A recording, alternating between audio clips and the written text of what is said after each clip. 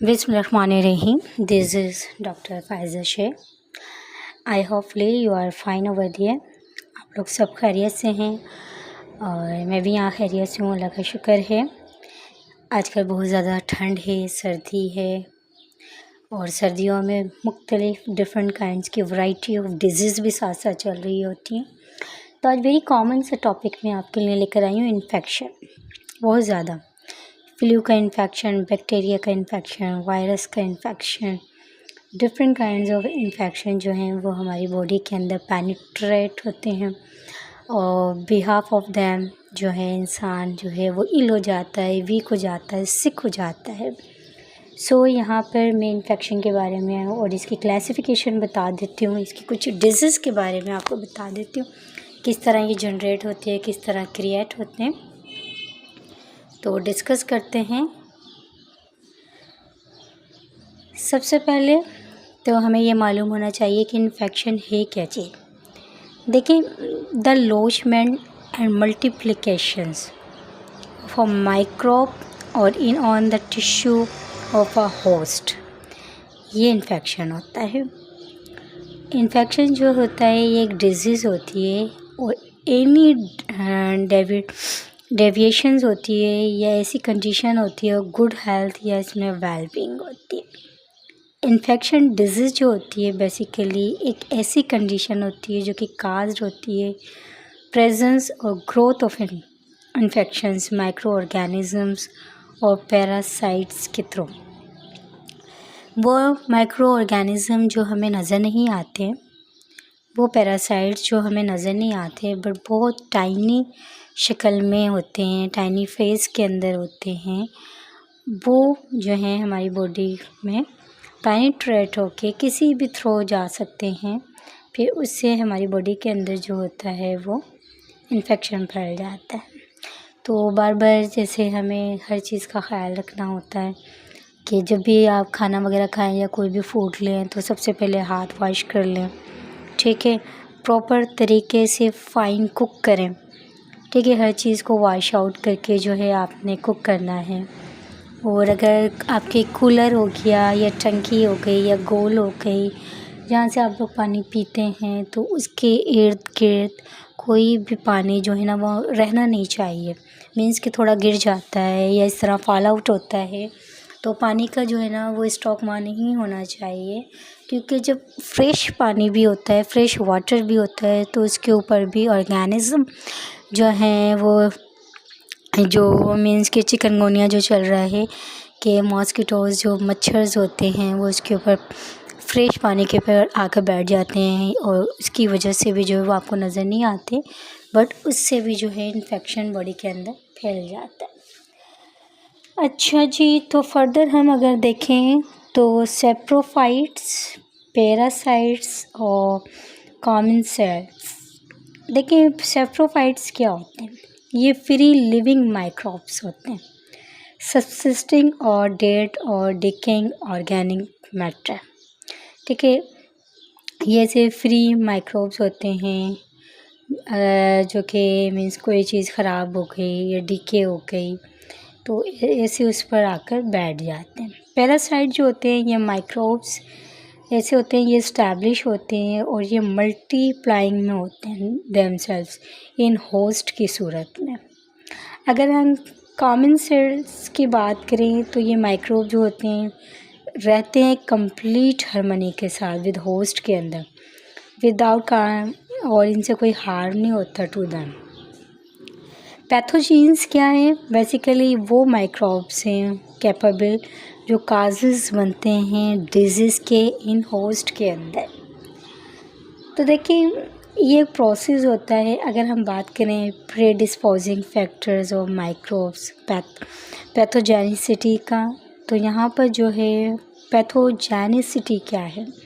Pathogenicity basically एक ऐसी ability of microbes की है जो काज बनती है डिजीज़ की। और ये टर्म जो होती है अक्सर यूज़ होती है डिस्क्राइब करने में, कंपेयर करने में स्पीशीज़। अगर हम वायरोलेंस की बात करें तो ये ऐसी डिग्री ऑफ पैथोजेनिसिटी है माइक्रो ऑर्गेनिज़म के अंदर और ये एक ऐसी टर्म है अक्सर इस्तेमाल होती है, डिस्क्राइब करती है, कंपेयर करती है स्ट्रेन्स को विद द स्पीशीज़ के साथ। अगर हम फर्दर बात करें, ये हम जो है बात जो यहाँ पे मैं आपको बता रही हूँ एक साइंटिफिक हवाले से बता रही हूँ। अब यहाँ पे जैसे मैं बात कर रही हूँ क्लासिफिकेशन ऑफ इन्फेक्शन की, तो एक्यूट इन्फेक्शन होता है, क्रॉनिक इन्फेक्शन होता है। एक्यूट इन्फेक्शन जो होता है ये एक ऐसा इन्फेक्शन होता है जो करेक्टराइज्ड होता है अचानक वनसेट या रैपिड प्रोग्रेशन होती है इसकी। अक्सर ये जो होता है सेवियर सिम्पटम्स आपकी बॉडी के अंदर पैदा कर देता है एक्यूट इन्फेक्शन। अगर हम क्रॉनिक इन्फेक्शन की बात करें तो ये एक ऐसा इन्फेक्शन होता है जो करेक्टराइज्ड करता है, डिले करता है वनसेट एंड स्लो प्रोग्रेशंस होती है। इसकी सिम्पटम जो होती है वो स्लो होती है। इसी तरह हम प्राइमरी और सेकेंडरी इन्फेक्शंस की बात करें तो देखिए प्राइमरी इन्फेक्शन क्या होता है, ये इनिशियल इन्फेक्शन होता है जो कि डेवलप होता है इन हेल्दी इंडिविजुअल्स में।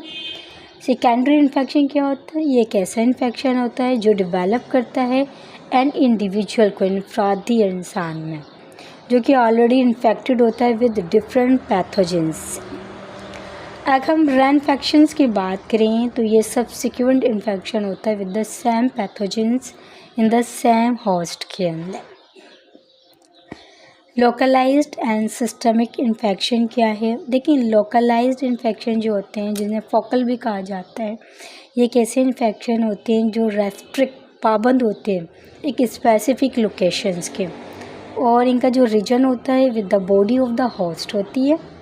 और सिस्टमेटिक इन्फेक्शन क्या होते हैं, ये एक ऐसा इन्फेक्शन होता है जो कि स्प्रेड आउट होता है सेवरल रीजन के अंदर और एरियाज़ के अंदर in the body of the host के।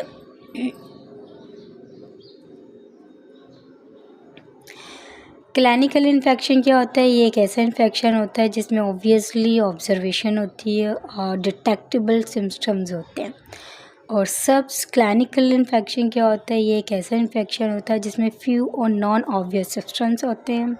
अगर हम बात करें ए टिपिकल इन्फेक्शन की, तो ये जो होता है टिपिकल क्लिनिकल फीचर जो होते हैं वो एक पर्टिकुलर इन्फेक्शन होते हैं, इज़ नॉट प्रेजेंट्स।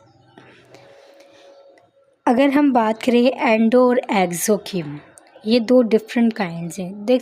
तो यहाँ पे देखें एंडोजीनियस और एक्सोजीनियस में क्या डिफरेंस होता है। एंडोजीनियस जो डिजीज़ होती है ये ओरिजिनेट होती है बॉडी के अंदर, जिसमें मेटाबॉलिक आपका डिसऑर्डर हो जाता है, कंजेनिटल जो है एबनॉर्मलिटीज़ होती हैं या एबनॉर्मलिटीज़ ट्यूमर्स हो जाते हैं।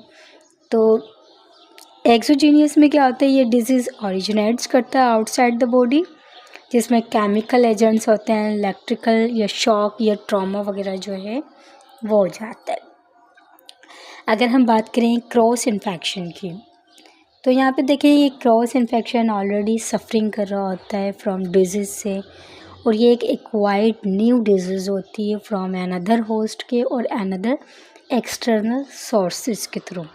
अगर हम नॉन कॉमिकल इन्फेक्शन की बात करें तो हॉस्पिटल रिक्वायर्ड इन्फेक्शंस होते हैं।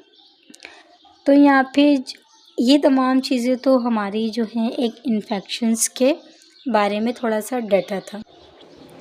ये तमाम चीज़ें मैंने आपको एक साइंटिफिक के हवाले से आपको बता दी, बट यहाँ पे मैं आपको इन्फेक्शन के बारे में बता देती हूँ। देखिए एक इन्फेक्शन जो होता है बेसिकली एक ऑर्गेनिज्म है, ठीक है, जिसमें बैक्टीरिया, फंजाई, वायरस एंटर होते हैं पर्सन बॉडी के अंदर और काज बनते हैं हार्म या एनी डिजीज़ के।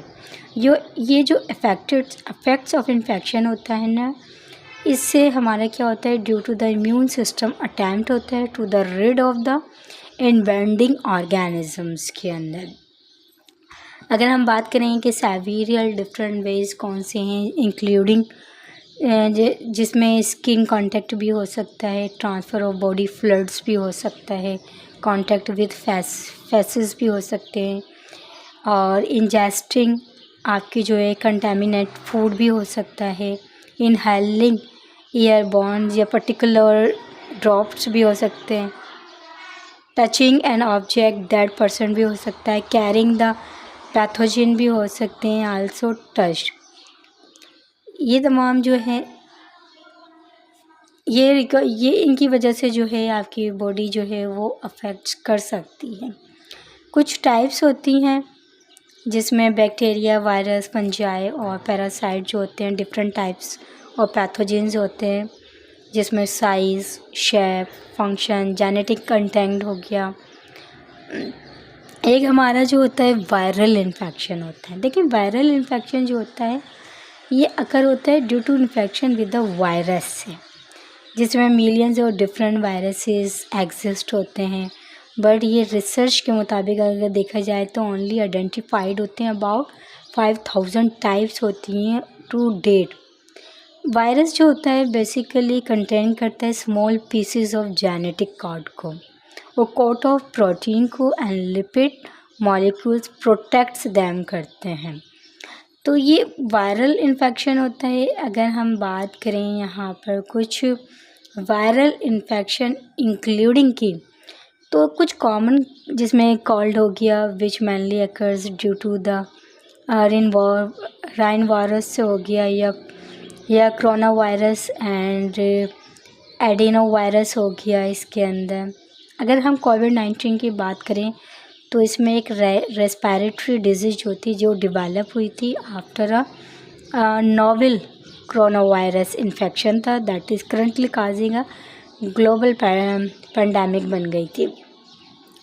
कुछ ऐसे वायरस इंक्लूड होते हैं जिसमें ज़िका वायरस हो गया, HIV हो गया, हेपेटाइटिस सी हो गया, पोलियो हो गया, इन्फ्लुएंजा हो गया या एबोला हो गया या मिडिल ईस्ट रेस्पिरेटरी सिंड्रोम्स हो गए। तो ये जो है वायरल इन्फेक्शन है। कुछ ऐसे बैक्टीरिया होते हैं जो अटैक करते हैं बैक्टीरिया ओके, जो कि आपकी कुछ बैक्टीरियल डिजीज़ जनरेट करते हैं, जिसमें क्लेरा हो गया, आपकी डायसेंट्री हो गई, ट्यूबरक्लोसिस इसमें अफेक्टेड होता है, टाइफाइड हो गया। ये चीज़ें जो हैं वो अफेक्टेड होती हैं। बैक्टीरियल इन्फेक्शन जो होता है बेसिकली इसमें ओटाइसिस मीडिया हो गया, नमोनिया हो गया, ट्यूबरक्लोसिस हो गए, फूड पॉइजनिंग हो गए, साइनस्टिस हो गए, यूरिनरी ट्रैक्ट इन्फेक्शन हो गया, सेक्सुअली। अगर हम फंगल इन्फेक्शन की बात करें तो कुछ फंगल इन्फेक्शन के एग्ज़ाम्पल्स हैं, जिसमें वैली फीवर हो गया और हिस्टोप्लाज्मोसिस हो गए, कैंडिडियासिस हो गए। तो ये एक रेशी में इंडिकेट करता है fungal infection of the skin के ऊपर भी हो सकता है। इसके अलावा भी बहुत सारे इन्फेक्शंस होते हैं, इनके बहुत सारे सिम्पटम्स होते हैं। इनको किस तरह प्रिवेंशन करना चाहिए, किस तरह हमें जो है ना अपना ख़्याल रखना चाहिए। देखिए वाश करें अपने हैंड्स को, अक्सर हर कोई भी चीज़ कोई भी काम कर रहे हो कोशिश करें खाने से पहले लाजमी आपने वाश करके खाना खाना है। Specially before and after preparing food आपने वॉश करने and after using the bathroom वगैरह, ठीक है। क्लीन करना है सरफेस एरियाज़ को और अवॉइड करना है keeping perishable food at room में टेम्परेचर पर हो for too long while preparing a meal. Receive करना है एनी रिकमेंडेड वैक्सीनेशंस को यूज़ करनी है और only take antibiotics with the prescription and be sure to complete the recommended courses. Disinfect rooms होने चाहिए दैट में have high concentrations of bacteria such as the kitchen and bathroom. Reduce करें risk of sexuality transmitted infection bye receiving regular STI checks using the condom और abstaining together. तो इस तरह की चीज़ें जो है ना उसका आपने कम यूज़ करना है, अवॉइड करना है शेयरिंग पर्सनल आइटम्स को, जैसे कि टूथ ब्रशेज़ हो गए, काम्स हो गए, रेजर्स हो गए, ब्लेड्स हो गए, ड्रिंकिंग ग्लासेस हो गए और किचन यूटेंसिल्स हो गए। ये अवॉइड करना है कि आप इसको शेयर ना करें दूसरों में और फॉलो करें डॉक्टर एडवाइस और इंस्ट्रक्शन को। These advice for better for you, for better your health and also you will also care about the traveling or working while living with an infection disease. As doing so could pass the infection to others. Following activity और life style को change करें और अपनी ज़िंदगी को, life को जो है वो एक न्यूट्रिशनली बैलेंस्ड करें। आई होप ये तमाम चीज़ें आपको अंडरस्टैंड हो गई होंगी। इंशाल्लाह ताला न्यू वीडियो में न्यू टॉपिक के साथ हाज़िर होंगे। इजाज़त दीजिए। अल्लाह हाफ़िज़।